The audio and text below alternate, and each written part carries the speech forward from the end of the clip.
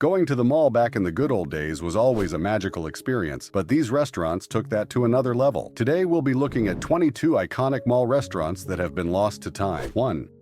Orange Julius. World-famous Orange Julius smoothie shop. Orange Julius, the instant promise of citrusy goodness packed in a cup of creamy, frothy delight. After a long day at the mall shopping for household items, groceries, and even randomly walking in to check if a favorite store has new items to shop from, a stop at Orange Julius is typically the best decision one could make to beat the exhaustion and even the heat of the day. A blend of orange juice, sugar, vanilla, powdered milk, and some ice to keep the mix cold and delicious, the classroom Orange Julius is the most famous thing about Orange Julius. Orange Julius was loved because one could grab a drink at any time at the mall and keep their taste buds refreshed and their bodies hydrated. Established in the 1926, Orange Julius stores have graced the insides of multiple shopping malls for more than 70 years, especially with a menu that possesses a specialty, the Orange Julius, and other creamy, citrusy drinks. After getting heavy competitions from other drink stores like Jamba Juice, Orange Julius began a decline. Eventually, it began to disappear from shopping malls and eventually got merged with Dairy Queen, making it a non-existent entity in terms of commercial independence. For people who experienced the wonderful taste of Orange Julius, any reminder of that creamy, citrusy taste would always bring back a nostalgic memory. Our next mall restaurant chain was also filled with nostalgia. 2.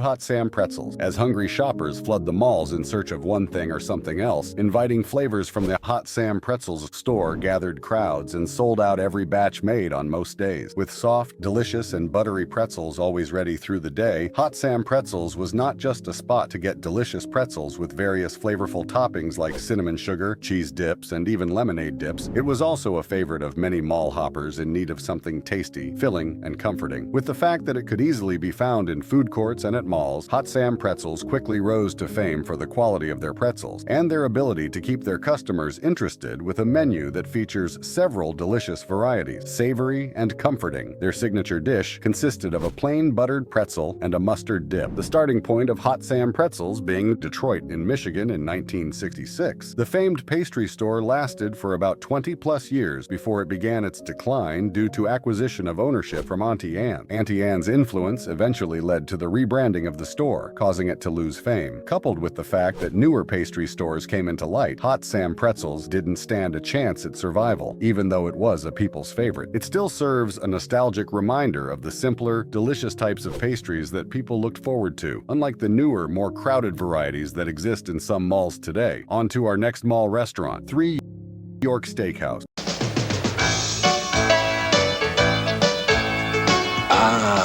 York's Restaurant presents York Steakhouse, another mall restaurant that sprung up in 1966, was a steakhouse featuring budget-friendly steak meals, with sirloin steak smeared with garlic butter and served with garlic bread and baked potatoes being their signature dish. York Steakhouse could boast both quality and reasonable prices for their meals. It was also family-friendly, with a self-service dining style that gave it a welcoming feel. This made it a staple and a favorite for mall-goers who enjoyed a quality meal. Salads, rolls, and baked potatoes made each delicious tasting meal filling and made the steak taste even better. They served juicy, flavorful ribeye steaks with side dishes, a spectacular tasting chicken dinner, brown gravy drizzled on ground beef steak, and a few simple treats and desserts like cake and pie. Established in Columbus, Ohio, close to 2 decades prior, York Steakhouse had created over the 200 locations spread across malls in the U.S., providing more people with the chance of tasting their unique cuisine. Their decline, however, began in mid-1980s after it was sold to Clifton Management Corp. in 1989. Today, only one independent location exists, and it exists at the start point of everything, Columbus, Ohio. While York Steelhouse disappeared from the limelight faster than most forgotten restaurants, it will be remembered by those who frequented it for the affordability of their steaks, hearty portions per serving, consistency in serving only the best quality steaks, and the safe atmosphere of the environment. Our next restaurant was also beloved back in the day for its quality service. 4. Farrell's Ice Cream Parlor. Farrell's Ice Cream Parlors sprang up all over America. For anyone with a sweet tooth between the 1960s and 1990s, Farrell's Ice Cream Parlor was not just the best option for great-tasting sundaes. It was a spot that provided an enthusiastic environment with friendly staff, ensuring to cater to the sweet cravings of indulgent families and their special celebrations. Famous enough to become a cultural icon in the 1990s and 1980s, Farrell's Ice Cream Parlor boasted a bright, welcoming, and enthusiastic environment, as much as it did elaborate ice cream creation. With turn-of-the-century decor store, and a signature dish consisting of a large sundae with sparklers and fanfare made for groups of people to simultaneously enjoy a tasty ice cream. Its focus on theatrics gave people something to remember, along with the memories they made. Bob Farrell and Ken McCartney founded Farrell's Ice Cream Parlor in 1963 in Portland, Oregon, and by mid-1970s they were over 130 locations across the U.S. in several shopping malls and even as restaurants outside shopping malls. As it began to decline in the 1980s, with locations beginning to close down in the 1990s, their fame was short-lived, and their fanfare style of service faded into the background of newer restaurants popping up. After several revival attempts in the 2010s, they finally gave up, with the last locations closing down in 2019. The celebratory, whimsical atmosphere and ridiculously large sundaes will always provide a sense of nostalgia for families who once frequented their parlors. Talking about a hit of nostalgia, let's look at this bygone restaurant chain. 5. Sam Goody Cafe. I still remember my first trip to Sam Goody. With my love for music, it was the coolest place I'd ever seen. With food from the menu possessing names like Jazz Club Melt and Vinyl Platters, Sam Goody Cafe was a mall restaurant that music lovers could stroll right into and not want to stroll out of. Whether it was because you were a music enthusiast browsing the store's record collections in order to buy some music, or whether it was because of the delicious, mouth-watering menu options that left you conflicted on what to choose. Most people who found themselves in Sam Goody Cafe were not just ready for this converging of music and food. They, however, always seemed to fall in love with the fusion and the atmosphere that could be found within the cafe. With casual dining also being their specialty, Sam Goody Cafe also sold out coffee and desserts to their customers. Records and CDs sold in the store were available for customers to sample, live musicians would come around occasionally, and there were also parties for album releases. Having been introduced to the public in the 1990s, Sam Goofy Cafe faced financial and market challenges which eventually led to the store being closed down in the 2000s. Of the customers Sam Goofy Cafe made in those years, the people would remember the cafe for its atmosphere, which was centered on good music, the interactive artiste and listener sessions, food, and easy access. Even though this happened to be one of those short-lived startups, Sam Goofy Cafe is sure to live on in the memories of some people who treasured the gift of food and music more than others. Just like Sam Goody Cafe, our next restaurant chain was the best of casual dining. 6.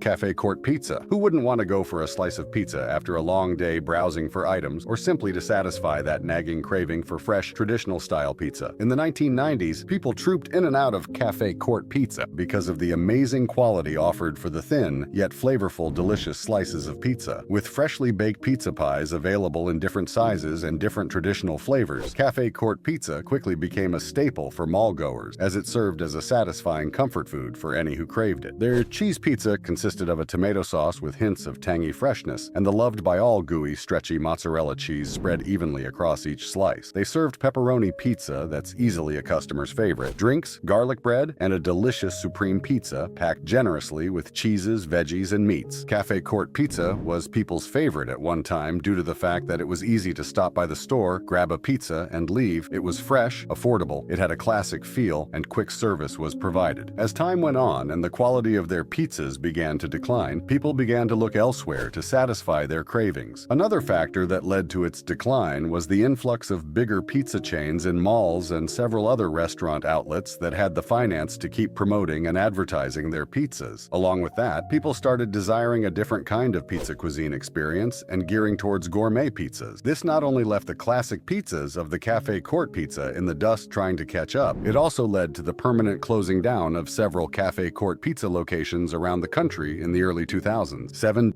Damon's Grill. Hi, welcome to Damon's.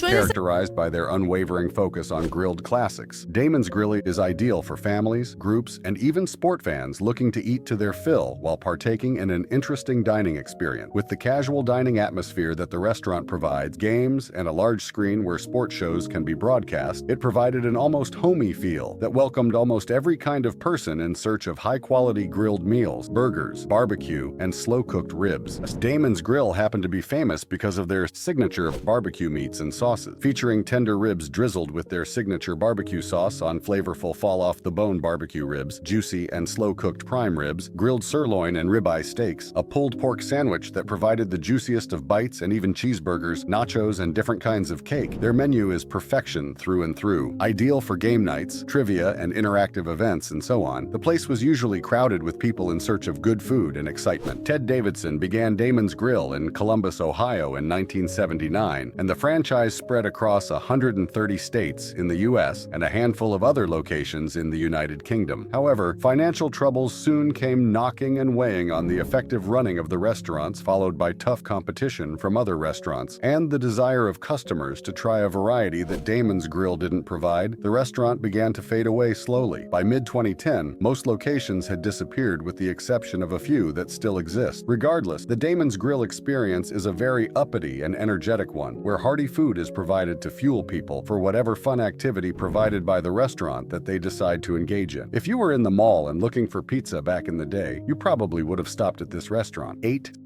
Sparrow. Sbarro. More than pizza.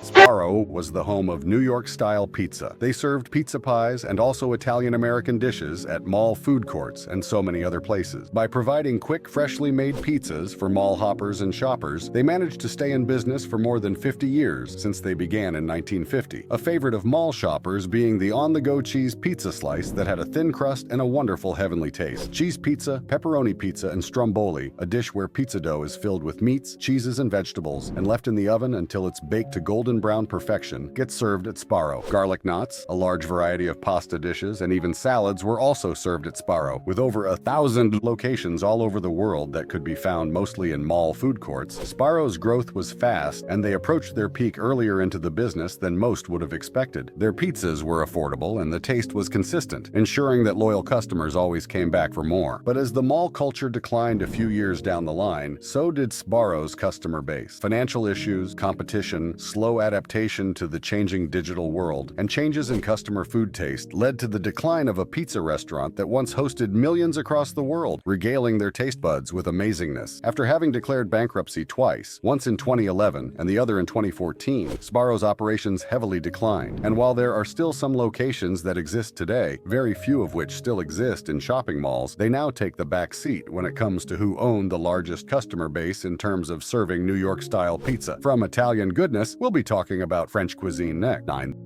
The Magic Pan. You know why I like the Magic Pan? When it came to restaurants that specialized in making perfect French-style crepes, mall shoppers looked no further than the Magic Pan. The Magic Pan was a restaurant that specialized in the making of crepes that had both savory and sweet fillings. Their chicken divan crepes had a savory taste as it was filled with chicken, broccoli, and a creamy sauce that was just pure heaven to taste. It was also their signature dish because of the creaminess blending so perfectly with that savory taste, with their classics being the seafood Newburgh crepe, the spinach soufflé crepe, strawberries, Romanoff crepe, and Nutella and banana crepe. Their menu aimed to satisfy both the sweet tooths and the savory cravings of their customers. The Magic Pan was created in 1964 and experiencing rapid growth in the 1970s. About 100 locations became established across the U.S. and Canada. The Magic Pan restaurants had an atmosphere of sophistication steeped in a casual dining setup. It was easy to feel welcome while also feeling as though one was part of a classy, elegant affair. Their unique menu and spinning crepe griddle not only gave people something to look at and taste, but also made them feel welcome and entertained while watching the crepe griddles, a way of providing Americans with that touch of European sophistication in terms of food and warmth in such an inviting manner. After its decline in the early 1990s, however, Magic Pan became a deep influence for stalls, kiosks, and restaurants focused on the elegant art of making crepes in different parts of America. This next restaurant, much like Sparrow, was a nationwide hit before it disappeared into the background. 10. Burger Chef. Burger Chef's got thick, juicy, terrific burgers for you. As McDonald's toughest rival in the 60s and 70s, Burger Chef introduced a lot of the staples and norms we see in today's fast food restaurants with clever marketing, delicious foods. Popularly known as the fast food pioneer, Burger Chef had a menu that could tempt even the most self-controlled of people. With a savory signature dish, Big Chef, consisting of their tangy sauce drizzled generously on flame-broiled patties placed between two generic hamburger buns that later became tantamount with the name restaurant's name, Burger Chef rose to fame fast and had a menu of so many irresistible meals. Such meals include the Super Chef, the Fun Meal, Burger Chef Salad Bar, and a variety of milkshake. Burger Chef was established in 1956 in Indianapolis. by 2 brothers. The restaurant grew to over 1,200 locations in about 2 decades. Due to mismanagement, failure to change with the trends in terms of cuisine, and intense competition, it was eventually sold to Hardee's in 1982, after which it was rebranded and eventually faded into obscurity. In Hardee's locations today, a few Burger Chef meals are still served on special occasions as part of their menu, one being the famous Big Chef. Family-friendly with a lighthearted atmosphere, Burger Chef will always create a sense of warmth in those who experienced it in its glory days. This next restaurant chain was a major hit back in the heyday. 11 Rack's Roast Beef. Welcome back to Set Streets and Eats, guys. I'm Chris Bauer. I'm in Lancaster, Ohio, in front of a Rack's Roast Beef Sandwich restaurant. With a style very much like fast food restaurants, except claiming the term fast casual, Rack's Roast Beef was like a better, more healthier version of what fast food was. Serving roast beef sandwiches, pasta bowls, and even salad bars, Race Roast Need took an approach to food in a very casual manner that featured healthy eating options over the junk food that other fast food restaurants sold, mostly because of the wider range of healthy choices provided by the restaurant. While providing comfort food meant to satisfy cravings, a wider range of people liked to tax roast beef. Their extensive menu gave people the chance to choose without getting bored or exhausted. In Springfield, Ohio, 1967, it was established by Jack Rochman, with over 500 locations being established mostly in the Midwest and South of the U.S. NY, the time was the early 1990s. Rack's Roast Beef, like many restaurants eventually have and eventually will, began its decline in the food business. Loved for its upscale ambiance, a menu containing so many different items that couldn't be found anywhere else, all at affordable prices, and a marketing strategy that hooked customers and made them stop during or after shopping to grab a bite of something scrumptious from Rack's. Those who were continuous Rack's customers would miss the restaurant in their favorite malls from time to time. The bad side of Rack's Roast Beef included the fact that they made poor decisions in terms of management and decoration. They overexpanded, had competition, and financial trouble. There are a few locations of the restaurant still existing, but their former glory has faded into the background. Our next mall restaurant paved the way, only to get lost in the past. 12 Ruby Tuesday. So does a burger have to be made of beef to be called a burger? Not in our book. Ruby Tuesday's Hickory Chicken Burger. Needing or wanting something more than fast food but not as elevated as the formality that goes into dining was born the term casual dining, and it began with Ruby Tuesday. Ruby Tuesday has an extensive menu that ranges from fast food meals like burgers to something heavier like ribs, then seafood, pasta, and even an all-you-can-eat salad bar. They had decadent desserts that many people were eager to have at the end of every dish and became famous for their garden bar. From 1992, when it was established, Ruby Tuesday experienced rapid growth with over 900 of its restaurant gracing designated spots worldwide. It was a people's stop for casual dining. They wanted to eat a normal meal without feeling too fancy or getting the grab a meal and go vibe that fast food gave. And it had a lot of success. Sadly, like the other restaurants on this list, there was a point where it began to nosedive until it got to where it is today. Unlike other restaurants, however, it still exists in only 200 locations. Overexpansion, economic downturn, and even intense competition beat down the profits of Ruby Tuesday, so much so that they had to file for bankruptcy in 2020. No longer existing as they used to in food courts and mall outlets, what was the pioneer of casual dining is now forgotten by so many. Our next mall restaurant was a bygone Tex-Mex classic, 13 Taco Viva. Taco.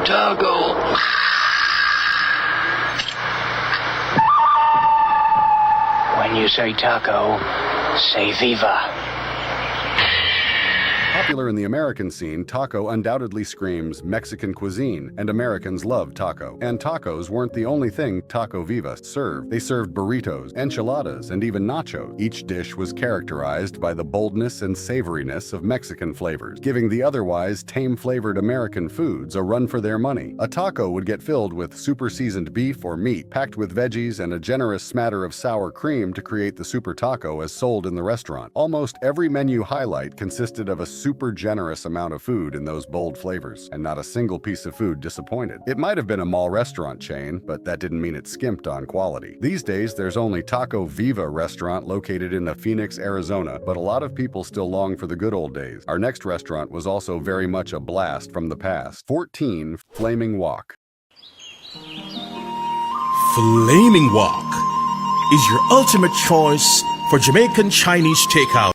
Emerging during the late 20th century, Flaming Wok stood out as a pioneer of Asian-inspired fast food, quickly becoming a lunchtime staple for busy shoppers. The chain's open kitchen design was its hallmark. Diners could watch as chefs wielded fiery woks, tossing fresh vegetables, tender cuts of meat, and aromatic sauces together in a culinary ballet. The menu included classics like beef and broccoli, sweet and sour chicken, and kung pao shrimp, each dish served steaming hot over a bed of fluffy white rice or savory fried rice. Flaming Wok prided itself on the bold, authentic flavors, using soy sauce, ginger, garlic, and sesame oil to create dynamic taste profiles. For those craving noodles, the chain's lo mein was a fan favorite, with chewy noodles and a medley of stir-fried veggies in a rich, umami-packed sauce. Its kiosks were vibrant and inviting, with red and gold accents and decorative motifs inspired by traditional Chinese art. The food was served cafeteria-style, allowing customers to pick and choose their favorite combination. Despite its popularity, Flaming Wok struggled as competition grew from larger, more versatile Asian-themed fast food chains like Panda Express, and by the early 2000s, Flaming Wok began disappearing from malls. The next restaurant went under as well, but for a different reason. 15.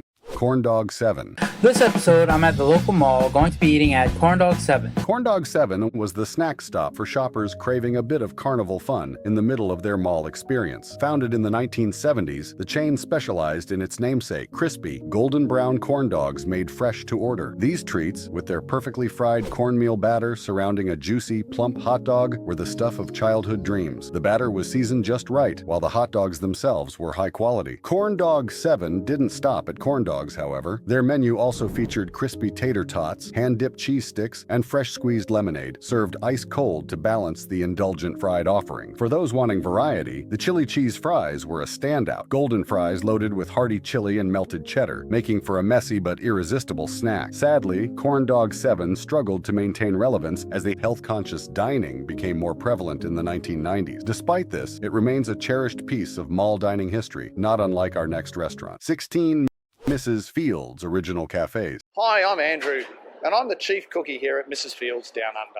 Mrs. Fields Original Cafes transformed the mall snacking game in the late 20th century, introducing shoppers to a level of cookie decadence previously reserved for homemade treats. Founded by Debbie Fields in 1977, this chain was synonymous with the smell of freshly baked cookies. Each treat was crafted with premium ingredients, from real butter to rich chocolate chips, ensuring a homemade quality that stood out. The classic chocolate chip cookie was the star of the menu, with its perfectly crisp edges and gooey center. Seasonal flavors like white chocolate macadamia nut, oatmeal raisin, and sugar cookies with colorful frosting kept customers coming back. Beyond cookies, Mrs. Fields expanded into brownies, cookie cakes, and even beverages like hot cocoa and coffee to complete the cafe experience. The staff was trained to reflect Debbie Fields' commitment to kindness, and the storefronts were designed to feel cozy. As malls began to decline in the 2000s, many Mrs. Fields locations shuttered, though the brand persists in other formats. But for those who enjoyed a warm cookie and a cup of coffee during a shopping trip, Mrs. Fields remains a sweet memory. Our next restaurant was also a game changer. 17.